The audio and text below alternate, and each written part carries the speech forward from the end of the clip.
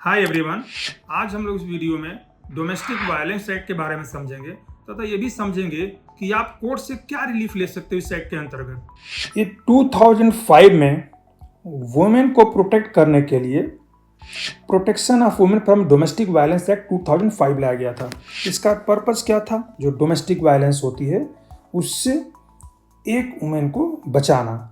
Domestic violence में क्या क्या इंक्लूड होता है, चाहे वो फिजिकल वायलेंस हो, इमोशनल हो, वर्बल हो, सेक्सुअल हो और फाइनेंशियल एब्यूज, किसी भी तरीके का कोई भी क्रूएल्टी हो रही है अगर किसी वुमेन के साथ, तो वो protection of women from domestic violence act के अंतर्गत केस फाइल कर सकती है। वुमेन में कौन कौन इन्वॉल्व है? एनी वुमेन, अगर वो शेयर्ड हाउस होल्ड में रहती है या कभी भी रही है at any point of time, चाहे वो वाइफ हो, चाहे वो सिस्टर हो, मदर हो, डॉटर हो, और even a women in A live in relationship में रह रही है, अगर उसके अगेंस्ट कोई क्रूएल्टी हो रही है तो वो protection of women from domestic violence act 2005 के अंतर्गत केस फाइल कर सकती है जो उसके अगेंस्ट जिसने क्रूएल्टी किया है। इवन मद्रास हाई कोर्ट ने एक जजमेंट में बोला है कि इवन मदर इन लॉ भी अपने डॉटर इन लॉ के अगेंस्ट जो है क्रूएल्टी की केस फाइल कर सकती है डोमेस्टिक वायलेंस एक्ट के तहत। रेमेडी क्या क्या अवेलेबल होती है इस एक्ट में? तो protection order under section 18 of the DV act, अगर कोर्ट को लगता है कि इवन एक्स पार्टी ऑर्डर कर सकती है। अगर देखेंगे तो सेक्शन जो है 23 में कोर्ट को एक्स पार्टी ऑर्डर पास करने की पावर दी गई है। क्या क्या ऑर्डर पास कर सकती है?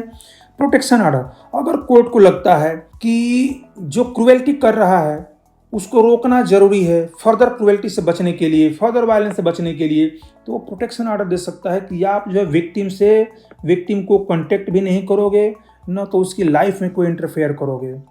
इवन रेजिडेंस ऑर्डर भी अंडर सेक्शन 19 में प्रोविजन है कि रेजिडेंस ऑर्डर पास कर सकता है कोर्ट कि वो उसी घर में शेयर होल्ड हाउस में रहेगी जहां वो रहती है, उसका कोई इविक्शन नहीं होगा। मॉनेटरी रिलीफ, चाहे वो मेंटेनेंस के रूप में हो, मेडिकल एक्सपेंसेज के रूप में हो, या जो भी नेसेसरी कॉस्ट होगी उसकी डे टू डे लाइफ की, उसको ऑर्डर कर सकती है। साथ ही साथ कस्टडी राइट्स, ये इंपॉर्टेंट है। और कोर्ट को लगता है कि चिल्ड्रन की कस्टडी टेम्परेरी रूप से उस वुमेन को दिया जाना जरूरी है जो एग्रीड है। तो अगर साथ ही चाइल्ड के भी बेस्ट इंटरेस्ट में है तो टेम्परेरी वो कस्टडी भी दे सकती है।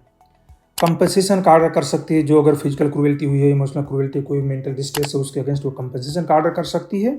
और ये सारे ऑर्डर्स जितने बताए गए हैं वो इंटरिम ऑर्डर कभी भी दे सकती है, एक्स पार्टी दे सकती है बिना दूसरी पार्टी के सुने भी, अगर कोर्ट को लगता है कि ये ऑर्डर पास किया जाना नेसेसरी है इन द इंटरेस्ट ऑफ जो एग्रीड वुमेन, अदरवाइज उसके साथ जो फर्दर क्रूएल्टी होगी, इसलिए सारे ऑर्डर वो पास कर सकती है। Thank you for watching this video. If you need any legal assistance, feel free to visit my website advocatesclub.in.